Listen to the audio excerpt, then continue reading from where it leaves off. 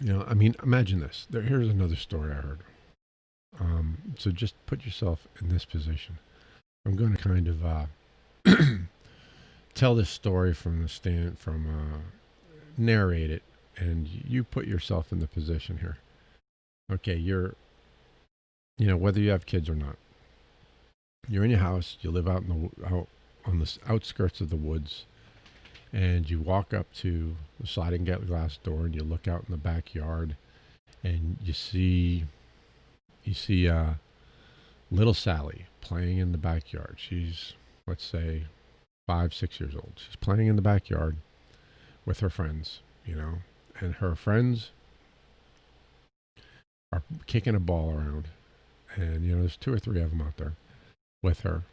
They're kicking the ball around, and they kick the ball. They're kind of playing kickball. They're chasing the ball and all that. They kick the ball, and it goes shooting off to the side of the yard. And these kids are bigger than Sally. Sally's about 5 or 6. These kids are maybe 8, 9 years old, so they're a lot faster than her. She's sitting there. She's playing with the flower, and she's not really being allowed to participate too much because she's just too little. So she's just out there with them, kind of. You know how little girls are; they get in the way, you know. So she's picking flowers and doing her own thing out there with them. Kick the ball. They all chase the ball off to the side. You're standing there drinking your coffee, watching your little girl playing with the flowers, and thinking about how cute she is. And then you notice that all of a sudden she stops and she turns around and looks behind her, off to the right. And you try to look off to the right, but you can't quite see because there's a part of the house like where the kitchen sink is and stuff that it kind of jets out a little bit. And you look over, you can't see what she's looking at, but she's looking at something. And she's just staring, right? And now the other kids, you can hear them off on the side of the house. They've kicked the ball out and they're maybe heading out towards the front of the house.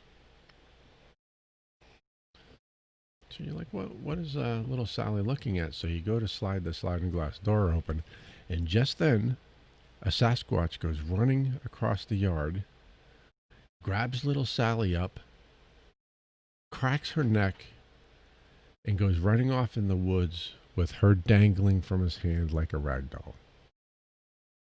You freeze. You sling the door open all of a sudden, and you go hauling ass after the Bigfoot and your little girl. You get to the edge of the backyard. You can hear trees and limbs crack, and way off in the distance. He's way the heck out there, and you just stop, and the realization hits you. You hear the cracking stop. You know your little girl's gone. You know that at that very moment, the Sasquatch is ripping the flesh from her bones with his teeth. That your little girl has become nothing more than a game animal to a Sasquatch. I mean, y'all might find that kind of a tough story to tell. Maybe you're unsubscribing, maybe you're turning off the video right now. But think about this. That was a true story. That really happened. Now, the parent wasn't standing there watching, but that really happened. A little girl was out in the backyard with her friends playing. The friends chased the ball off and left her in the backyard by herself, and a Sasquatch ran through the backyard and ran off with her. They never heard a peep from her, so obviously the Sasquatch broke her neck as he grabbed her and ran off into the woods and ate her. Happens all the time. This is in somebody's own backyard this happened. You have it happen. It's not just in the national parks. Missing 411. My dog. Sorry. Missing 411 is about people going missing in the parks. This little girl was taken right out of her own backyard.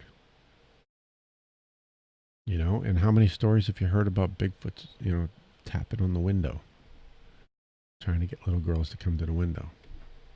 Why do you think that is? You think they want to have a tea party?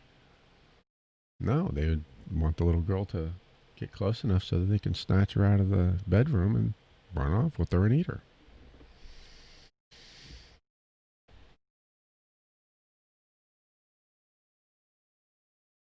So,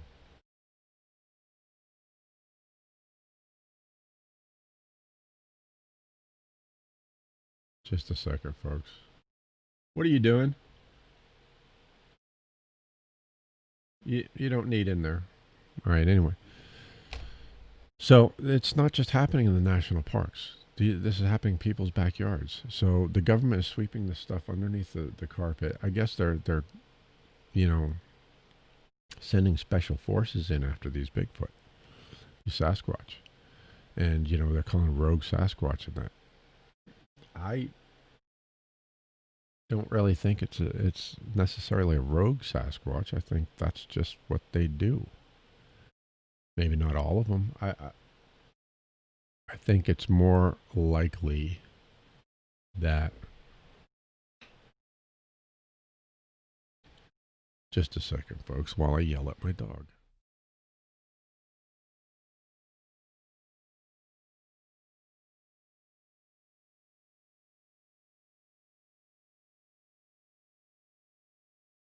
It figures I'm trying to record a show and my dog's being a pain. So, well, let me get to the point. We're at 20 minutes now. I'll make this a short one. The government's covering this stuff up, and they have plausible deniability because Sasquatch aren't real. They don't exist.